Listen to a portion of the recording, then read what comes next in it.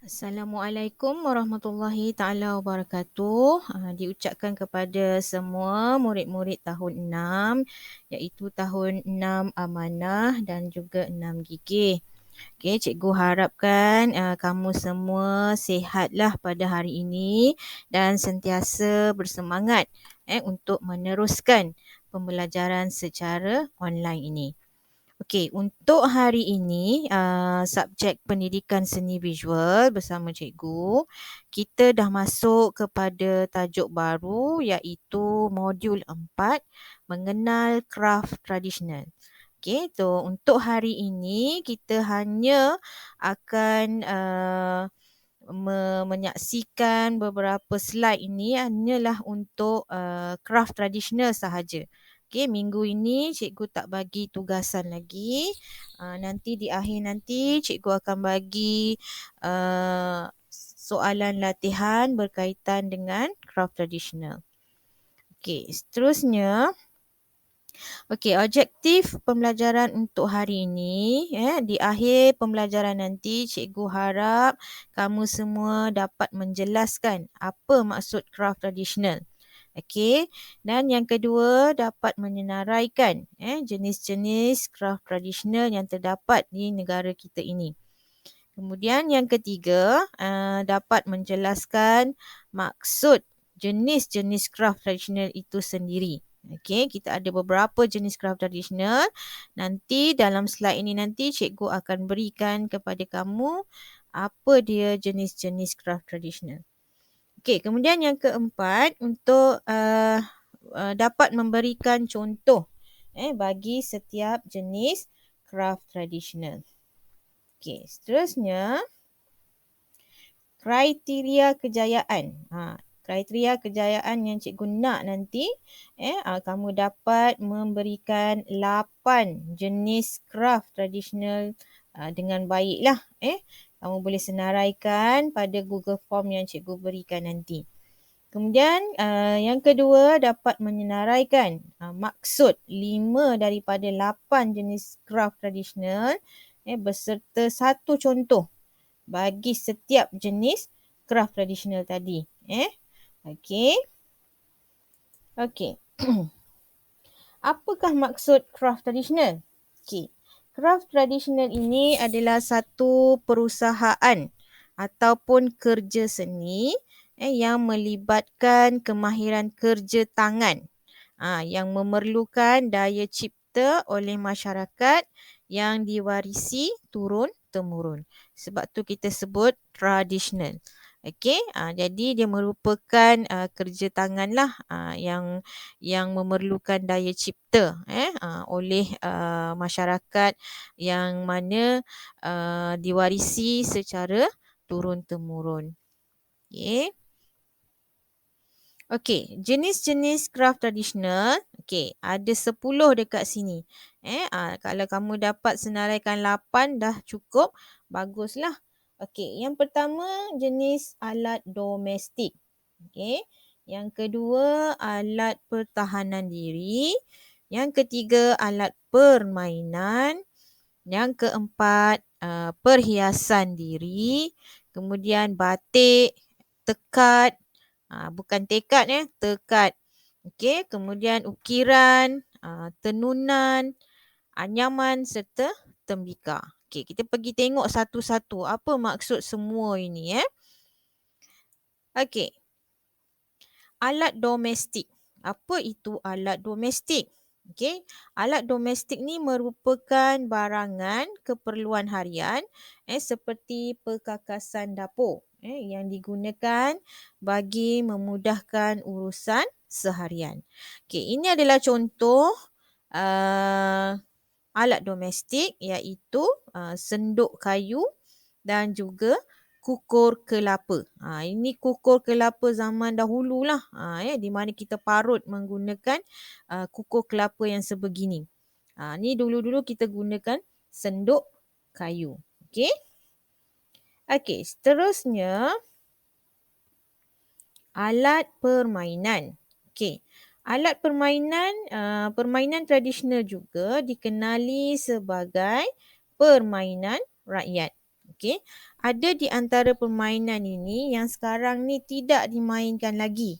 Tetapi hanya diketahui oleh ibu bapa dan datuk nenek kita sahaja. Okey, tapi ada juga yang masih ada permainan yang dimainkan oleh kanak-kanak sehingga hari ini. Contohnya permainan wow. Okey, wow ini buat masa sekarang ini jarang kita jumpalah orang bermain wow. Pada zaman dahulu wow ini selalu mereka gunakan untuk pertandingan-pertandingan sesama mereka lah.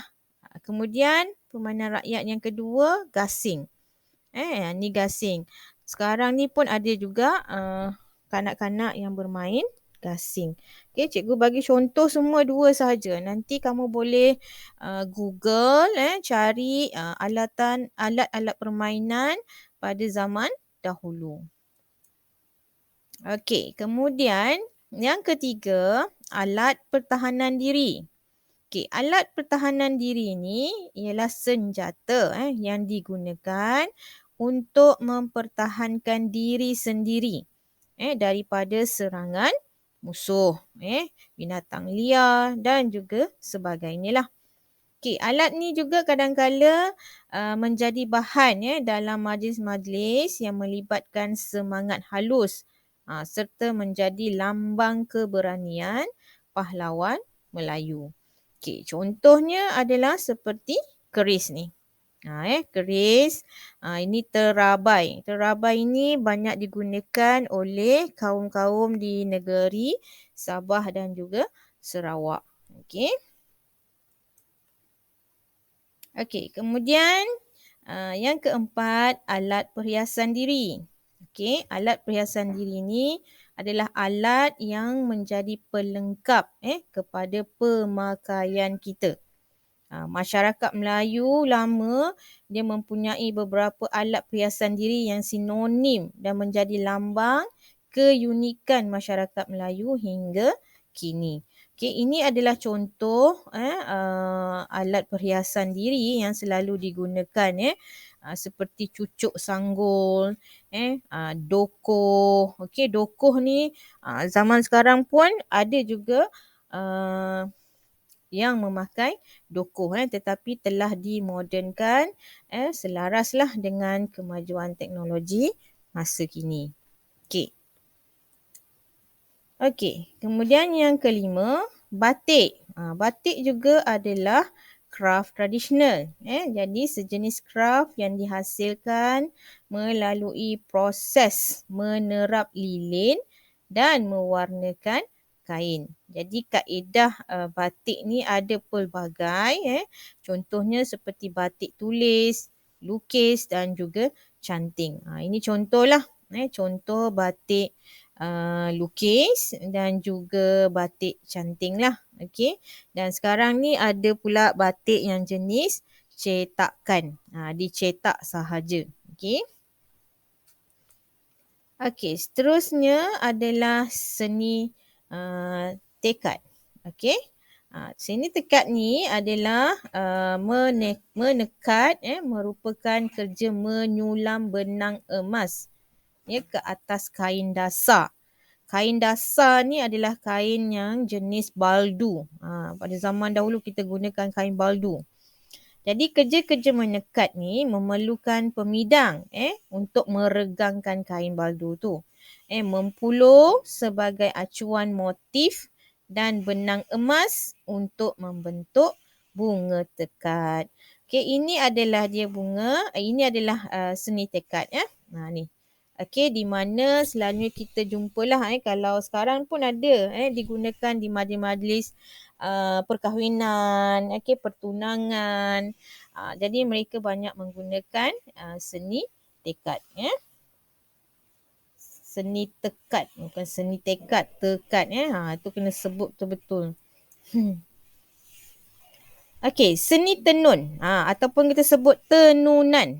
Tenunan adalah seni tekstil yang terkenal di tanah Melayu. Ianya mempunyai keunikan tersendiri kerana proses pembuatannya memakan masa lah. Okey, lama. Sebab tenun jenis lama ni mereka tak guna mesin. Sekarang ni kita dah guna mesin. Dulu mereka menggunakan kerja tangan sendirilah. Okey, selain tu motif yang digunakan juga mempunyai keunikan tersendiri. Okey, contohnya songket lah. Songket adalah salah satu jenis seni tenun. Okey, seterusnya seni ukiran. Seni ukiran ini merupakan sejenis kraf tangan Melayu tradisional untuk menghiasi rumah kediaman. Yang menjadi kebanggaan masyarakat pada zaman dahulu.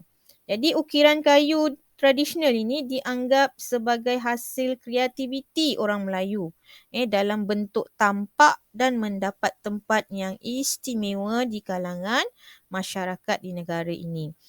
Jadi seni ukiran Melayu yang unik ini kita dapat lihat melalui ukiran pada istana, masjid, rumah, makam. Kalau kita pergi museum pun kita boleh nampaklah seni-seni ukiran ini. Selalunya terdapat di kampung-kampung, banyak lagi menggunakan seni ukiran. Kemudian seni anyaman. Anyaman merupakan satu proses menjalin helaian daun pandan, mengkuang, bilah buluh, rotan, lidi, bertam, paku pakis, ribu-ribu atau bahan-bahan lain lah dengan menggunakan cara dan peraturan tertentu. Dan tekniknya adalah selang-seli helaian antara satu sama lain. Ini adalah contoh seni anyaman, bakul, beg, tudung saji. Itu adalah seni anyaman. So kamu kena jelas tentang ini sebab ada latihan berkenaan tajuk-tajuk kraf tradisional ini yang kamu kena jawab nanti dan kamu kena cari gambar setiap jenis-jenis kraf tradisional. Seterusnya seni tembika. Ini seni tembika, kraf tradisional yang terakhir lah. So seni tembika ni dia menggunakan tanah liat yang dibentuk, kemudian dibakar, kemudian digilap untuk dijadikan alat kegunaan harian. Seperti menyimpan air, balang dan lain-lain lagi lah. Ia juga dikenali sebagai porselin waris dan seramik. So saya rasa semua kenal seni tembika ini. Masih ada banyak jenis-jenis seni tembika di mana kamu boleh Google lah dan cari apakah jenis-jenis tembika yang ada di Malaysia ini. Seterusnya tadi saya dah jelaskan kepada kamu apa itu kraf tradisional, jenis-jenis kraf tradisional, maksudnya, kemudian contohnya. So selepas ini kamu klik pada link latihan yang cikgu bagi. Langkah 1, kamu dah selesai tonton video ini. Klik link kehadiran yang diberikan. Jangan lupa isi link kehadiran sebab kehadiran kamu ini perlu direkodkan bagi menunjukkan kamu hadir dan tidak keciciran maklumat. Setiap subjek atau setiap kelas kamu perlu isi link kehadiran. Kemudian tugasan yang kedua, aktiviti pengukuhan dan penggayaan. Cikgu bagi link Google Form. Jadi kamu klik di situ. Ada latihan mengenal kraf tradisional. Jadi jawab semua soalan dan hantar. Minggu ni kita tak buat projek. Jadi minggu ni cikgu hanya bagi kamu latihan sahaja. So cikgu harap latihan ini kamu boleh hantarlah. Semua boleh jawab dan semua murid kena menghantar. Okey, jadi markah akan diberi pada email murid selepas semakan dibuat. Jadi tuliskan email MOE kamu pada Google Form yang cikgu beri. Okey. Okey, langkah yang ketiga, pastikan anda semua ikut langkah-langkah tugasan minggu ini. Okey, jadi dalam MyLink tu nanti cikgu ada masukkan juga senarai nama murid yang telah menghantar semua tugasan cikgu waktu PDPR ini. Tajuk mobile, diorama dan juga stabil. Jadi kamu semua boleh lihat dalam tu, okey, boleh lihat nama-nama yang masih belum lagi menghantar tugasan yang cikgu beri, tolong hantar untuk mendapatkan TP lah, TP 5 dan juga TP 6. Okey. Okey, yang ini cara untuk mengisi jawapan di Google Form. Ni cikgu bagi. Dia ada email dekat sini. Isikan email MOE anda. Jangan email lain. Cikgu nak email MOE awak semua.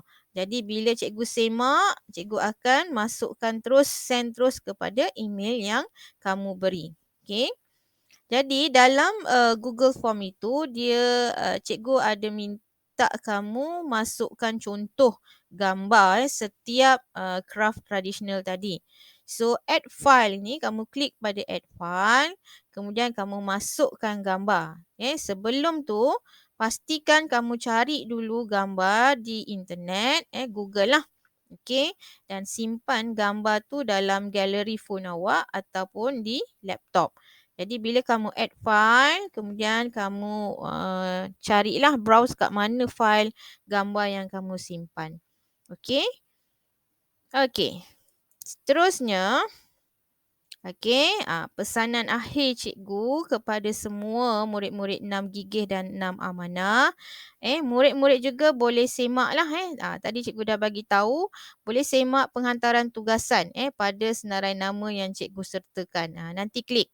Kemudian pastikan murid-murid menghantar untuk mendapatkan PBD yang cemerlang iaitu TP6. Seni bukan susah nak dapat TP6. Kamu hantar, kamu faham, kemudian kamu dah dapat melaksanakan tugasan, insya-Allah TP6 ada dalam tangan kamu. Okey, kemudian cikgu pun ada buat satu poster untuk ucapan tahniah cikgu kepada murid-murid yang memberikan komitmen yang tinggilah dalam menghantar tugasan. Tahniah cikgu ucapkan. Nanti kamu tengok dalam link yang cikgu berikan dalam MyLink tadi ya. Okey, itu saja daripada cikgu. Terima kasih semua. Jumpa lagi kita di minggu hadapan. Okey, jadi kecemerlangan adalah hasil daripada sikap yang ingin sentiasa melakukan yang terbaik. Okey, #stay safe, stay healthy and stay strong. Terima kasih. Assalamualaikum warahmatullahi taala wabarakatuh.